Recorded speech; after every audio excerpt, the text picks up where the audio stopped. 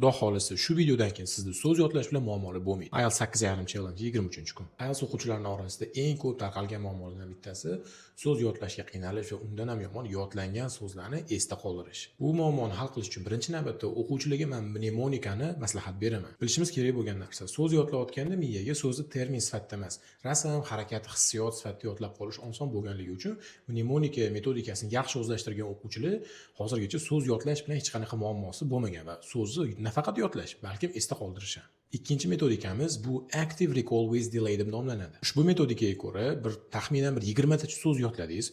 Yodlaganingizdan keyin umuman 10-15 daqiqa davomida umuman so'z yodlashga yoki ingliz tiliga tegishli bo'lmagan boshqa vazifani bajarasiz va qaytib kelgan holatingizda yodlagan so'zlaringizga qaramagan holatda so'zlarni tarjimasini yozishni boshlaysiz. Uchinchi metodika ko'p vaqt olmaydi, lekin natijasi yaxshi. Kanalga обязательно obuna bo'ling, sababi kelgusida bo'ladigan videolar sizni xudo xolisi 7.5 8 olishingizga ancha yaqinlashtiradi. One sentence rule metodikasida siz yodlagan so'zlaringizga har bitta so'zga bor yo'q bittadan har doim gap tuzib yurasiz.